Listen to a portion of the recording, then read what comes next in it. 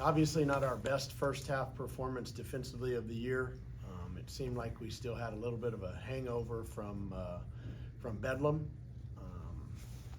and that's unacceptable. That's unacceptable on our part, from the head coach down to the players. And with that being said, I thought we were much better in the second half, and we gave ourselves an opportunity to win through our defense and through playing the right way. And we've got to figure out a way to put that together for 40 minutes on Sunday against Oral Roberts, and then obviously in the Big 12. Question. Felt like at times, especially first 10 or 15 minutes of the first half, just offensively things looked hard, and then everything looked a lot easier for y'all, pretty much after that, into the first half, second half. What were some of the bigger differences that you saw?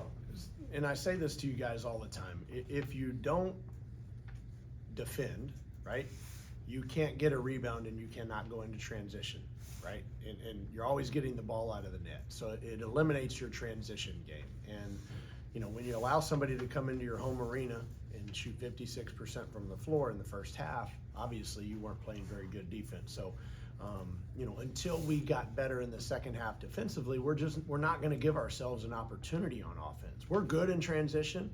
We're fun in transition, but you can't play in transition if you don't defend. And that's got to be the change of the mindset for our team, because they want to play fast, they want to play in transition, but you can't do that if you're not going to defend. Are there things, I'm sure there's a lot of things, but is there one specific thing you'd like to see the team get better at offensively when y'all aren't able to get in transition? So you Offensively? don't have to, so you don't have to rely on? Well, yeah, tonight's biggest problem was that we took quick and easy shots, right? And if I have a good shot and I can pass that shot up for a great shot, obviously your numbers are going to go up exponentially, right? And we let them off the hook when we had opportunities. We had a good shot instead of maybe driving the ball and passing it one more and taking a great shot, of which our numbers, it's staggering. Like our uncontested shots versus contested shots. Like we shoot 27% contested shots, we shoot 41% uncontested. I mean, the numbers are staggering. So why would you ever do that? Yet the easy route is to take a contested shot. And so we've got to be tougher all the way around on both ends of the floor. First time in a while that you've made a change to the starting lineup. Is that just to try and spark something after the first half in Oklahoma City? Yeah, Devo has done nothing wrong. Devo's played well. As I told them after Bedlam, we were gonna kind of see who played well in practice the next couple days, and I thought that Jamiron played as well as anybody. So again, our starting lineups are fluid, and Devo's such a great teammate. Like in those huddles, man, he I don't know what he played tonight. He played 15 minutes, and in those huddles tonight, he was the most energetic, cheerful, rooting his teammates on. It was fun to see. Whereas sometimes you'll get guys that come out of the starting lineup and they'll put their heads down and sulk and complain. He didn't do that at all. So really, really proud of Devo. Jamiron's plus 17 tonight is a team high. Just kind of what did you think of his night? I thought he was great defensively in the second half, especially. He's missing shots that he's going to make at some point. I mean, he shoots in the 42 percentile range in practice over the course of 53 practices. So he's not going to continue to shoot at this level. He's got a lot of makes coming. But nonetheless, I thought he was great defensively, and he played the right way. He did an overall just a good job. How important was it to get that? You got the last 6 points of the first half there. It seemed to be kind of the first real momentum you showed. Well, we got finally clicked a little bit defensively, right? We got out of the last 6 possessions, I think we got 4 stops. So we gave ourselves an opportunity there at the end to get going a little bit in transition and to score and get our head above water. And I thought that helped us a bunch. And then obviously you come out in the second half and Abu was great to start the game. We didn't get much out of the center position in the first half, and we certainly challenged those guys at halftime, and he rang the bell. Go ahead. It feels like Chi-Chi's starting to separate himself a little bit as a guy y'all can count on to score. Just how important is that? It's very important. We've just got to get him to be more disciplined. right? You know, there's a couple times out there tonight where we're not trapping the ball and he's just kind of running all over. And I love it that he has ambition and fire, and he's playing hard and he's having fun, but we also have to be disciplined with what we're doing so that it doesn't break down our team. Because when you play good teams, they're going to take advantage of that. But no, man, I'll knock on wood. We need him to score. He rebounded the ball well tonight, which is something he's gotten better at. We just need to find 2 or 3 more consistent scores. It can't be, you know, great one night and then the next night, you know, it can't be feast and famine with this group. You mentioned this center position. We're going to see a little bit more Vukovic tonight. Just has he been growing in practice?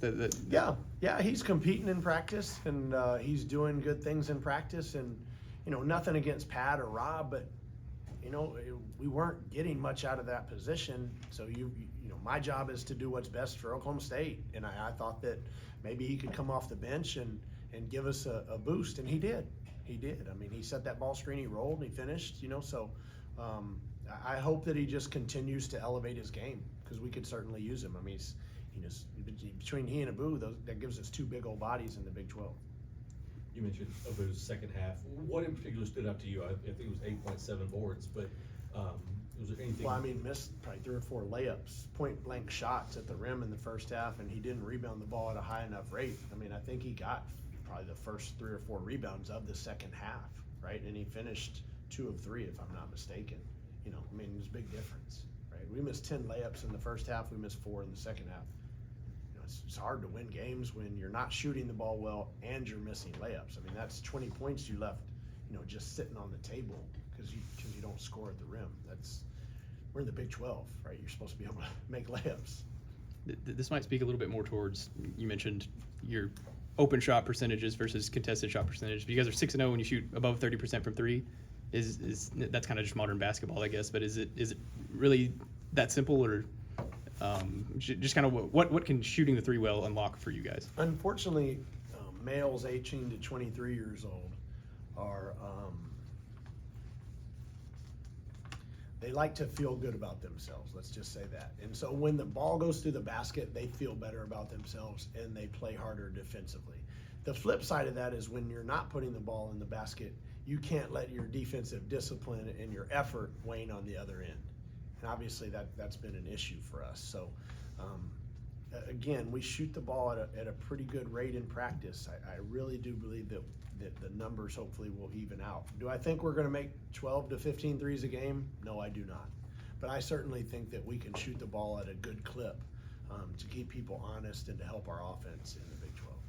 One more. Do you want to, like, how many threes would you like to see this team take? Obviously, I know last week you wanted the team to take less against Oklahoma. Yeah, it goes by the game, right? I mean, obviously certain teams like Oklahoma, you know, they're going to shrink the floor and they're going to pack it in and those sorts of things. Whereas, you know, Coach Gillespie is much more extended kind of like us. So you're going to have more drive and kick opportunities. I think it's all about the game and the defense. You have to take what the defense gives you, right? But at this level, man, when you get a good one, you need to be able to make it, right? And you know, we just have to keep believing that our guys will make it. They're good guys. They work really hard at it. They shoot a bunch.